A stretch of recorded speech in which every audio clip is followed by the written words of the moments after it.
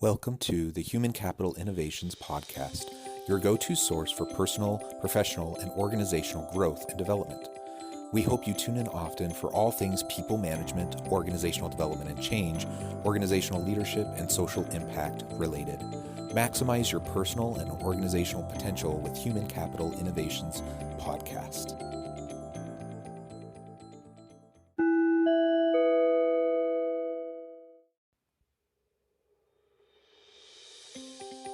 Welcome to the Human Capital Innovations Podcast.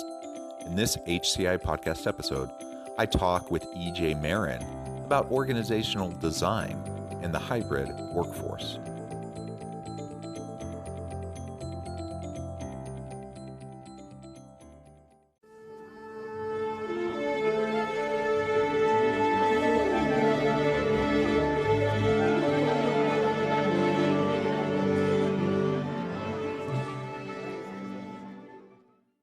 EJ Marin, welcome to the Human Capital Innovations Podcast. Oh, thank you, Jan. Yeah, I'm super excited to have the conversation with you today. We've been preparing for this episode for a while, and you have a lot of expertise along the lines of where a lot of my interests and passions lie. You do a lot of work with organizational design. And I think organizational design is a foundation to a successful and effective organization, and the effective management of people within an organization is often overlooked, in my experience, particularly with young startups and companies that are trying to scale. Oftentimes the workplace design and the organizational design elements are kind of an afterthought as opposed to a foundational strategic piece to building the organization. And couple that with, now we're in the middle of this pandemic and so many workers have gone to a virtual kind of flexible work from home arrangement. And soon, hopefully, we'll be coming out of the pandemic. It raises the question, what changes to organizational design do we expect to see coming into the future? And how might that fit with a virtual workforce or a hybrid workforce? And so those are some of the topics that we'll be discussing together today. As we get started, I just wanted to read EJ's bio for everybody. EJ Marin is Nakisa's head of solutions engineering in human capital management, has over 25 years of experience in ERP technology and HCM management. Prior to joining Nakisa, he worked for SAP America and SAP SuccessFactors with key roles including engineering architect and Latin America and the Caribbean regional service delivery leader. In these roles, he led various customer experience improvement initiatives and service deliveries. Now at Nakisa, EJ is a subject matter expert on business transformation through organizational design and leads the Center of Excellence, Business Development, and the pre-sales team to discuss customers' business challenges and create enterprise solutions. What a wonderful background, great expertise. Thank you so much for joining me on the podcast today. Anything you would like to share by way of background or personal information before we really launch into the conversation?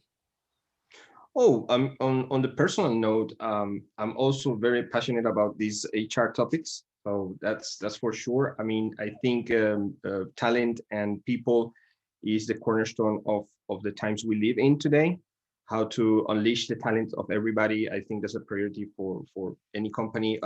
On the personal note, for everybody, right? So yes, looking forward to have this conversation. This looks like the place I want to be right now. Excellent. Yeah, and I couldn't agree more. HR topics, organizational leadership topics are what get me up every morning, and I just love having these conversations with leaders and professionals and researchers. You know, everyone who works in this space. I think it's wonderful for us to share with each other so that we can improve the situation, the lives, and the experiences of workers and leaders within the workplace. Now, as we get started, I would love to just hear, first of all, a little bit more about your company, Nakisa, and then let's open it up broadly and talk about organizational design and why that is so important. As I was kind of teasing at the very beginning in the introduction, in my mind, I've already laid out my bias. In my mind, it's an essential foundational piece that should be in any organization. And unfortunately, a lot of times I see it as an afterthought for many organizational leaders who may not have a lot of background or experience in HR areas or topics. So a little bit about Nakisa and then organizational design and why it's important, and then we'll go from there. Yeah, sure. So Nakisa is a global leader in enterprise business solution for organizational design and accounting and compliance. And we've been focusing in the last 20 years on delivering innovative and forward-thinking, robust human resources and financial management solutions. I'm responsible for the human resources side of the house, and we try to adapt and to bring advanced business strategies and things that are coming next, right? So we work with a global network of partners, and we serve more than 800 enterprise customer, over 4 million subscribers in 24 industries. We we are proud to be ERP agnostic, so we focus on solving problems, not just providing technology. We're cloud-based. Our solutions are cloud-based, and that allows Nakisa to meet the needs of organizations with complex business challenges. So Nakisa is proud to work with some of the world's most renowned brands. So in a nutshell, that's what we do. On the organizational design side, that's where I have spent my time lately.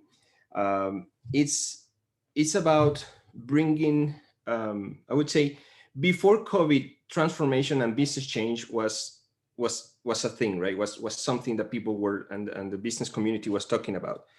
You can go back and read Harvard Business Review reports. Of course, McKinsey and the big four they're big on business transformation, and they have their methodologies and their flavors to execute that. So before COVID, it was relevant, transformation and so on. With COVID, what we've seen is that companies suddenly they had to adapt, right? Nobody was prepared for the pandemic. Few organizations, even though there are business continuity books that talks about pandemics and how to react to them, not many people were prepared for the impact, the size and the time, of the impact of COVID. So everybody somehow has been affected. So now the organizations are in front of a problem that they need to solve. How do you go about solving the problem? If you see a spike on demand, right? You have a group of companies that are seeing a spike on demand. If you have to transform, maybe your demand is stable, but now you have to take your workforce remote because you cannot continue working on site, right?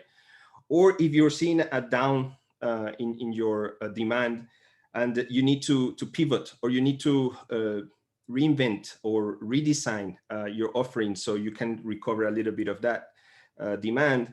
Those business challenges, those changes in the marketplace, those are the things that are triggering organizational design.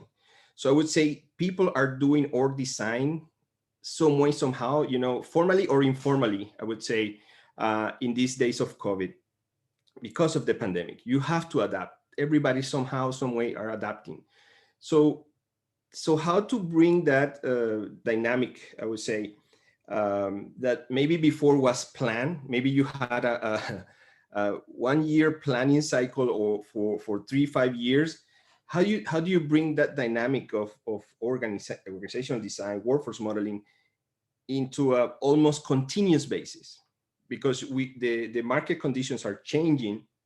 So how do you do this continually? This is where we bring the org design concept. We want to automate that, make change, business transformation a routine, I would say. That's what we're trying to accomplish. Because it's very easy to do org design, and you can follow whatever methodology you like. You can do it in a paper. You can do interviews. You can bring your analytics, do your Excel, whatever. That part, I would say, is the easy part, quote unquote. Well, nothing is easy on the business world, but the definitions of the targets and what you want to accomplish, that part you can do whatever you want. But then to execute that vision, to transform into that future desired organization, that's the challenge. That's where before COVID, businesses, they had the challenge to transform. Transformation is also being a problem. I mean, change management, how do you change? If you want to change performance, if you want to increase performance in your organization, you have to change the culture. So it's just not about hitting numbers. It's also about changing mindsets, right? It's about changing the ways people are doing the work, changing the way they're compensated, changing the way they're collaborating. changing the processes within. So that's what organizational design entails. So all those changes, how to make them a reality, that's where we come in from Nakisa Solutions, Hanley specifically. We try to automate all that part. So making that change feasible, faster, secure, and you can see the impact of your changes as you go in a collaborative way, involving everybody that needs to have a say on this new and on this future organization, and making sure that, you know, when you have a new organization, a new org design, or a new target operating model, however you want to call it, you will have conflicting objectives. Finance will have their way to see these things. HR will have their way to see it. The COO will have their way. The line managers will have their own way of thinking about those changes. So how do you bring them all together to collaborate and be clear on the objective? You know, everybody has to have the same North Star that everybody should be looking at, but at the same time collaborating and making sure that the change you're doing, again, is going to generate better performance through that cultural transformation. So that's how we've seen that dynamic rolling out today. Yeah, thank you for that overview of Nakisa and how you approach organizational design. And there's a lot that goes into organizational design. You think about organizational structural issues, and how, for example, how flat the organization might be versus how hierarchical. You think about job design, you think about job analysis, you think about change management issues, employee experience and culture. So all these different components go into this organizational design process. And exactly to your point, which was a very important one, is that the days of us having like a 3 or a 5 year rolling strategic plan, or approaching org design in that kind of a fashion, I think those days are over. We just have to be far more agile and pivot faster. And that requires an ongoing conversation. So whether it's using, you know, software, you know, through your company, or similar types of software, other models that exist out there, ultimately, however you end up doing it, you have to make sure that you're having these conversations on a regular basis. And that's never been more highlighted than this year, or I guess in 2020, with the pandemic and with everyone having to make quick adjustments. Many organizations who, you know, may have dabbled in virtual work with some of its employees, you know, they might have had a slight head start, but really very few organizations had an extensive work from home plan or virtual work plan.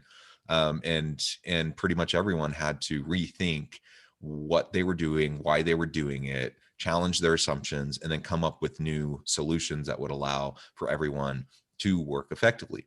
And when you think about this work from home dynamic, or this virtual work dynamic, you know, how it ties into work collaborations, performance management issues, how do leaders monitor the work of their employees, or provide feedback or mentoring or coaching in an effective way when people are in a virtual environment? How do you effectively run virtual meetings, and so forth? Like, there's just all of these things, a big laundry list of things that organizations have had to think about. And I think largely, you know, most organizations who survived, you know, they've figured out how to at least make this work in the short term. The question remains, what will things look like as we start to emerge from the pandemic? And, you know, some people are anxious to get back to work. They're, you know, back to the physical office space. What does that mean for org design and work design with companies? And then what does it look like if we have some sort of an in-between hybrid approach, where you have some people working in the office, you have other people working virtually, or employees doing both on any given week? That just adds a level of complexity to all of these different HR issues, all these different employee experience issues, performance management issues, etc.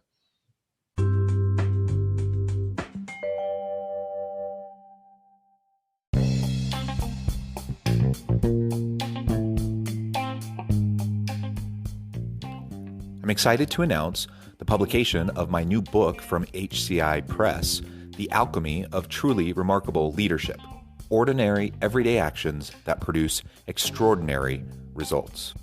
Consider how the nature of work has shifted over the past 50 years. With increased globalization, rapid technological advancement, and the shift in economic composition, the average job of today looks very different than the average job of 50 years ago. What will the jobs and organizations of tomorrow look like? Moreover, what does this all mean for organizational leaders? What are the core competencies and capabilities of organizations and their leadership that are prepared for continued disruption and geopolitical and socioeconomic shifts? Regardless of what the future holds, increasingly, leaders need to be socially minded, data-driven, decisive, champions of talent, and disruptors of the traditional notions of leadership, teams, organizations, and work. The alchemy of truly remarkable leadership will help you to explore your own leadership competencies and capabilities and consider ways to apply and implement them into your workplace and personal life.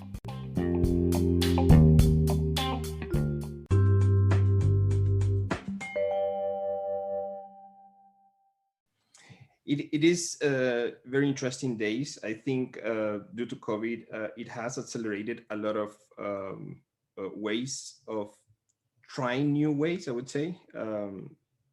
The before COVID, the sentiment of remote work or working from home was around 60-70%, depending on who you look at, the studies of engagements. Now, after a year, we're looking between 80 to 90%. So companies who have engaged on remote work or work from home, and they have been prepared for that, or have invested in that model, they see an uptick even in productivity. So they take advantage of the remote work. So, and the sentiment about it is positive. So from the management perspective, and from the employee perspective, it's positive. Of course, everything comes with its downsides, right? So now you have a workforce.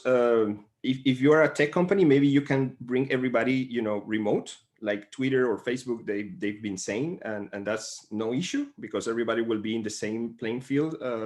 But what happened when you have part of the company that now have demonstrated that can work remote, but you still have part of the company or part of the department that has to go to the office or has to go on site, right? So how do you level the field for both workers, right? Because now you see that maybe one will feel that they have more flexibility than the other, et cetera, et cetera. So how do you make sure that both employee engagement are kept up high? That's the challenge that we're seeing with the enterprise. We also see that remote work, again, companies are seeing that increasing productivity in many cases, but we're also starting to see the burnout, or the virtual burnout, right? Is not natural to be talking to a camera, right? Even though you're seeing another person on a flat screen, the increase of stress, right? And it just doesn't come natural, right? And that Yeah, I mean, Zoom fatigue is a real thing, and yeah, just the stress and the anxiety around constantly being on camera, having things recorded, trying to balance, your home obligations and exactly. duties with, doing work stuff when your kids are trying to do school, and like it's just messy, right? And it's not, you don't have such a delineated kind of separation between home life and work life. Yeah, And then when the camera's always on, then that can just cause extra stress. we've been invited by our virtual world. So it's an invasion. So the virtual or cyber world is in our everyday now, everywhere, even more, right? So it was a reality before. Now it's just exacerbated. So and the other downside of this is also that you have, as you mentioned, right, the house dynamic. You have single parents. You have parents who take care of their elderly, for example, in their household. That brings other set of challenges, right? That also the companies, they starting to realize, and they're starting to provide support. So you have to check the employee engagement and employee productivity, and making sure that this can be sustainable in the long run. And that brings to your question, the next topic about the office space. So now the office space, even before COVID, it was being a question, all these, open space and how productive or collaborative that open space was. So now companies also are starting to think, okay, how people are going to come back to the office space if they need to come back. How do we increase collaboration, right? How do we take the lessons learned from the virtual world and we bring it into the office? Can we do that? So there's a lot of conversations going around, okay, how the office space is going to look like after COVID. Of course, also you're seeing companies that are with the real estate um, basically not using it, right? Should I go back to 50% of my real estate? Should I use it all? Can I reuse it all? Should I get rid of it? So all those conversations are happening as we speak, because again, many paradigms about remote work or working from home, I think was completely shattered. We can work, taking care of the employee, of their health and balance. We can do it, but okay, how do we go after COVID? How that reality is going to look like? I think that we're still going through those questions right now. Yeah, I think so. And I think ultimately every organization is going to have to figure out for themselves what the appropriate balance is in terms of this new kind of hybrid work design arrangement for their people, right? And how do they maintain some level of consistency across employees in terms of the employee experience, engagement, motivation, accountability, right? When you have some people working completely 100% in person at the office, some working completely 100% virtually, and others in various levels of hybrid in between kind of a setup. And what I've been hearing too, and some of the research I've been doing has demonstrated that people don't want to even have to, like many people who want the hybrid approach moving forward, they don't even want to be locked in to like, I'm going to stay at home on Monday, Wednesday, Friday. I'm going to go into the office Tuesday, Thursday, or, I'm going to whatever kind of arrangement that you could like set in place and then carry out over a course of weeks and months. Many people don't even want that. They want to be able to decide every week, like which days am I going to go to the office? Which days am I going to be at home? And while it's certainly doable, it does add a level of complexity. And will organizations be willing to add that level of flexibility? So if you have, a face-to-face brainstorming session, strategy meeting where you want everyone there in person, I'm going to go into the office that day, otherwise I'm going to be at home. I mean, what are the principles, the guiding principles around what's going to determine acceptable practice for each organization? I think that's the open question, and each organization is going to have to figure that out for themselves, and leaders will have to figure out what's going to work for their teams. Yeah. So it'll be super interesting, I think, to see how this plays out in the coming months as things start to open up a little bit more and more people get vaccinated, things get a little bit more back to how they were before in terms of the openness in the economy. And I guess we'll just have to wait and see. EJ, we're approaching the end of our time together today. I'm just curious, as we get to the point of starting to wrap up, are there any major other pros or cons to a hybrid work arrangement that you haven't discussed already that you think need to be highlighted before we close today? No, and I'm going to piggyback on what you just comment about how uh, what are the expectations of people going back, and maybe the what's going to be the top priorities about fostering collaboration and productivity.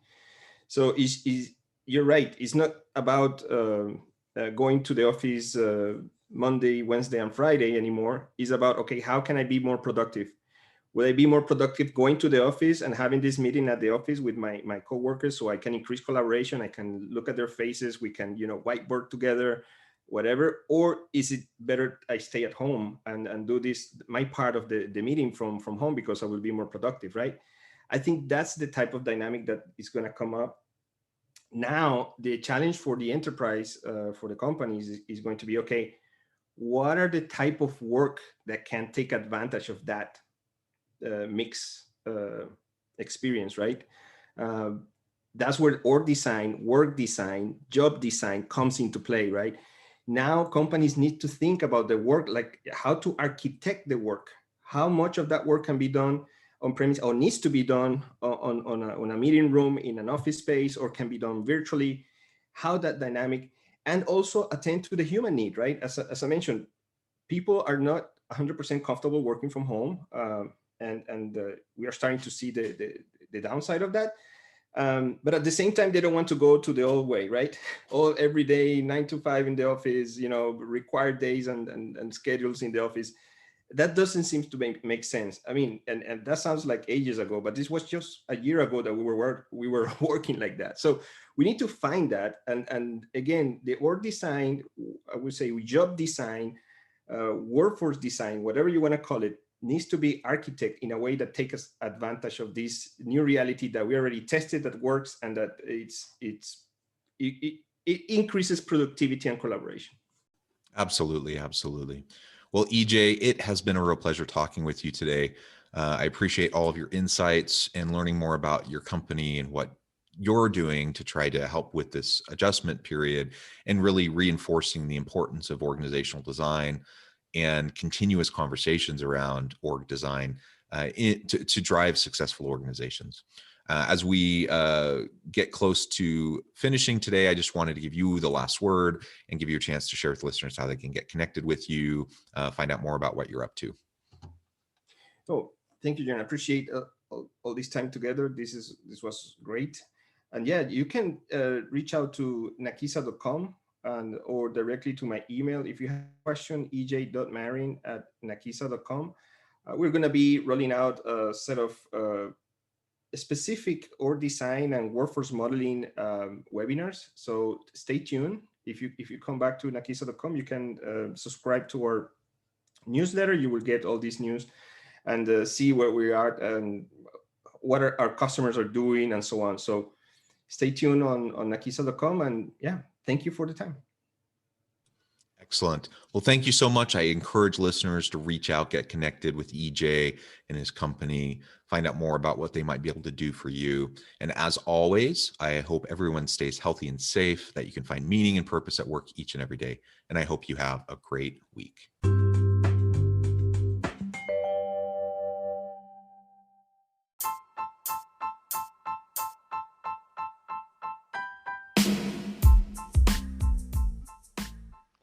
We are excited about the launch of HCI's new magazine, Human Capital Leadership. Human Capital Leadership is a free, interactive e-magazine designed to help individuals, leaders, and organizations find innovative approaches to maximize their human capital potential. We will be publishing issues quarterly in August, November, February, and May. Check out the first issue and let us know what you think.